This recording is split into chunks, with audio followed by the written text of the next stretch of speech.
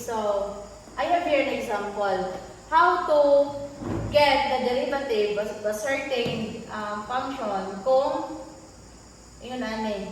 using pag ingon ani na given, magtapad ang x ug ang y, we will use implicit differentiation. Okay? So, kung magtapad na gali ang x ug ang y, or ang ato ang independent variable o dependent variable, basta magtapad na sila or magdungan nga wala gyud na separate nga y dira, gamitan nato siya implicit differentiation. Okay, so unsa we have mag-symbolize ko og u kani siya si u og si v. U, V, U, okay. Multiplication mo na siya, product. Okay. So, we have here, kuha na ko ang derivative sa U. Ang derivative sa U, this is our, siya, si U o si V.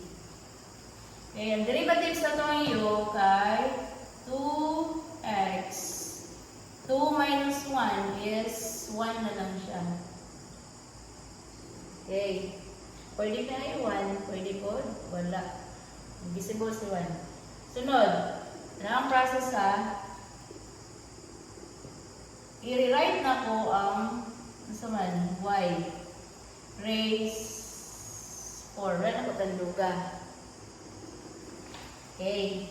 So, next is, since multiplication mo na sila, sa pagkuha sa derivative sa multiplication, gamitan na to og addition. Okay. So, dili na punta. Plus, nasundin ninyong pattern na ikuha na ko ang derivative ng first variable. Dayon, i-rewrite na ko ang derivative, ato ang variable. I-rewrite ha. Okay, next. Mubalos na po si y. I-rewrite na po na to si x squared. Ang ato ang u. U na to kay si x squared. Okay, kuha. Sunod, kanina mo na itong kuha derivative. Ang ito ang v, si y raised 4. So, may derivative sa y raised 4 is we have 4. Okay. Dayon, multiplication na, pwede mo maglibog. Times 4y, derivative sa y raised 4, kay 4 minus 1 is 3 na lang siya. Okay. Sige, tutukin ninyo. Sige, ito. 2 times 1 equals 2. Okay, kopyaon si x. Wala na siya exponent, kay 2 minus 1 is 1 na lang siya, invisible. And then, kopyaon na nga ito ang y raised 4. Okay, pwede na po kang magutang natulog niya para na-identify niyo ang multiplication siya. Basta ang litra, magtapad ng 2 ka litra or number, is multiplication factor na sila. Okay, so we have here, kaya nagkuha naman tag-derivative sa y, parisa na doon na siya o y prime. Si y prime, kay same na siya sa y prime is equal to derivative of y in terms of x dy over dx. Wala na siya si y prime. Pwede kag bubutang kag y prime dira or kani imong ibutang. Pareha na sila. Okay, next is kuha na to ang derivative sa constant na to. Ang derivative sa constant kay 0. Anong 0 ba na siya? Lagi na siya sa rules. Nasa sa law na to. Okay, law of derivatives. So, ma'am, ano sa derivative sa 1? Ditan, f of x is equal to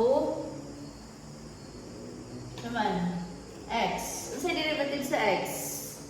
So, kung f of x man akong gigamit, gamit ang f prime of x. Ang derivative sa x kay 1 na siya. Paano sila kukuha ng 1? Yun na niya. Iba kung magkakot ang derivative, mag-minus man ta. Wala na siya iba na. 1 times 1 is 1. Pwede na nang gulay 1. Minus man ang exponent. Always minus 1. So, kuha sa derivative. Okay. So, x, 1 minus 1 is 0.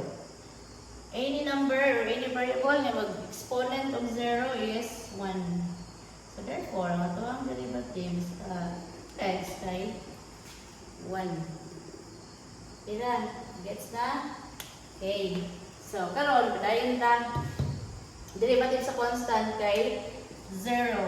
Derivative of constant. Constant. Okay. Next is, padayon ta. We have 2x. Okay, ano na siya? Raise 4. Plus x times 4y cubed. Y prime is equal to 4. Nauna si x. X squared. Kaya una si x ha. Sunod ang y sa alphabet. Kaya nauna si x ay ang y. Then mo follow si y prime is equal to 0. Okay. Kuha. Giri right. Kani siya. Kani siya. Kani. Giri right. Boro ni siya. Dayon plus. I-multiply x squared times 4y cubed. Y prime. Boro ni iyahang result. Bara ipagawas lang nato sa 4. Okay. Boro na siya. Next is. Ang ato ang goal ani kay ang kanila man good. Mabilin din sa pikas sa left. Okay, sunod. Para kanina lang ang mabilin sa left side. Kanin siya, si 2x, y, raised 4. Ibali na to sa right side. Sa right sa to ang equal sign. Okay, so kanin siya magpabilin. So we have 4x squared y cubed y prime is equal to ilang kanin siya? Ni, anong nga term? Ibali na ito na dire na part. Okay. So, from positive, it becomes negative. Okay. What? So, sunod. Since case, y prime mo na ito ang kinahanglan dire sa left side, ipabili na ito siya. Paunsa? Remember mo itong sa algebra ka, find the value of x. What if natay 3x is equal to 5? Okay, what is the value of our x? Si 3 daw, i-times mo sa x, kay equal siya of 5. So, kay x man itong tuyo, mag-divide ta, kung sa coefficient sa x, numerical coefficient mo, ito ang divisor. Di mo na ito of divisor. Okay, mag-divide ta, left and right. Both sides. Ito ang numerical coefficient. Okay. So, 3 divided by 3, 1 na siya. So, pwede na yun, pwede. X na lang alone. And then, this is our answer. So, si x diya ay equal siya sa 5 over 3. Okay.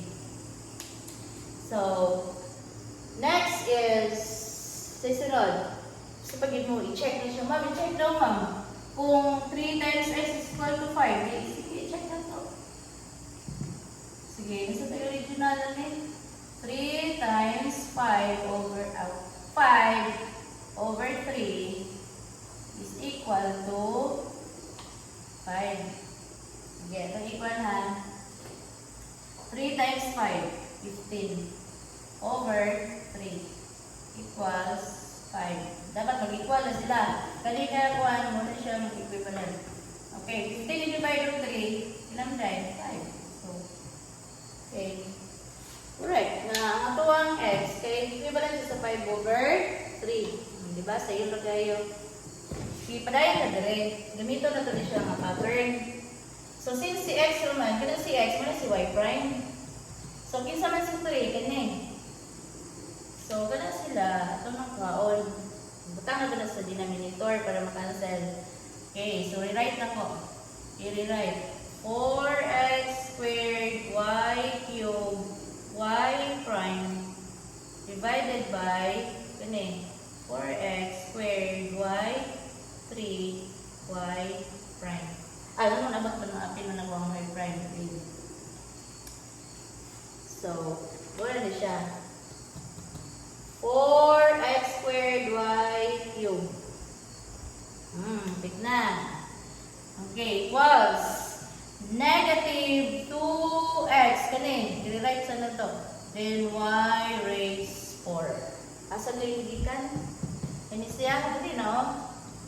Ibalhin sa pikas, sobrang positive na yung negative. Okay, pareha din nila, kung nag-divide ka, o 3, divide mo ka sa pikas. So, kung divide mo ka, eh, mahilak mo na siya, kung nilitin mo na, parehason. Diba? Angay. Karon, ma-apply mo kayo cancellation, kay divide 1 naman siya, so naga, o kani sila, equivalent na sa 1. I-divide mo na. 4 divided 4, 1. Kasi equivalent sa 1, 1. So, nabilin si cancel na. Cancel. Okay. Nabilin si y prime. Okay. Sunod. Equals. Paunsa? Is this our final answer? Negative 2. Pwede na ito na sa factor. 2, negative 2 times x times y raised 4 divided by 4 times x squared times y cubed. Simplify ba natin na siya? Sige, kung sa isahon. Negative 4. Paris-pariso na ko ha. Iparis. Then divide of x is 12 times y raised 4 over y raised 3. Okay. Sunod.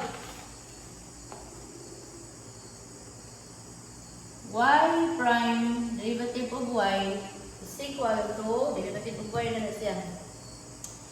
Unsa nga 2 over 4? Maluwis term ba nato na siya?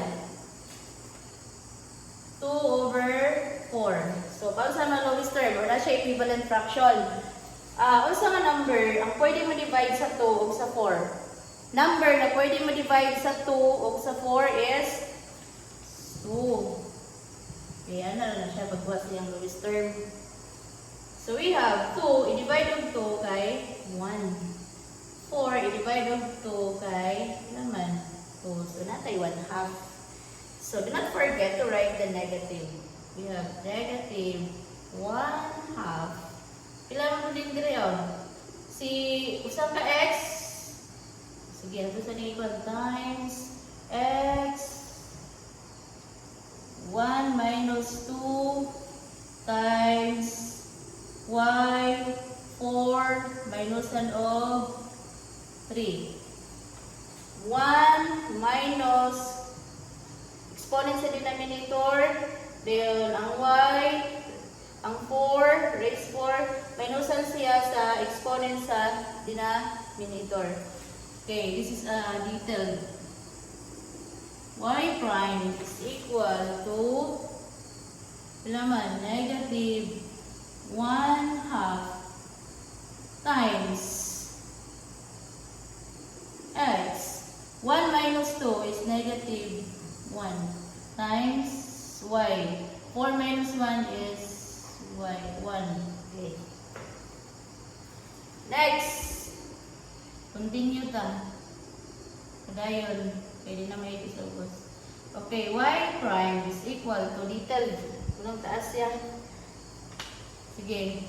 Negative 1 over 2. X raised negative 1. Sa polynomials, siya matawag polynomials, so na siya negative exponent. So, kinanglan, itayin mo siya sa ubos, sa denominator. So, we have, ang reciprocal ng x raised negative 1 kay 1 over x. Pwede kay 1, pwede po wala. So, 1 over x times 1 over x. Okay, times y. Pwede na gulay 1. Okay. Y prime or derivative of y is equal to 1 times 1 times y. equals y. Ang symbol sa man negative. Okay. Remember, si 2 si x, denominator na siya. Si y na siya denominator ng 1. Okay, 2 times x times 1 is okay, equals 2x. Okay. Or, i-plus star na tayo, plus star. Y prime is equal to negative, ipatunga, dayon, y, dayon, 2x. And this is our final answer. Okay. Diba? Isod no? Isod siya kung dili ka mag-focus o paminaw. Isod yun ang calculus. Labi naging mong teacher, isod. And this is our tutorial about implicit differentiation. Again, kanus na gamiton si implicit kung ang imuhang x ug y magdungan na siya kuhaon ang iyahang derivatives. Unlike sa explicit kay nakasiparit na daan ang ato ang y, ang ato ang dependent variable na siya sa left side daan, wala siya pares. So muna to yung pinakasayon nga kuhaon ang explicit differentiation. And that's all. Thank you.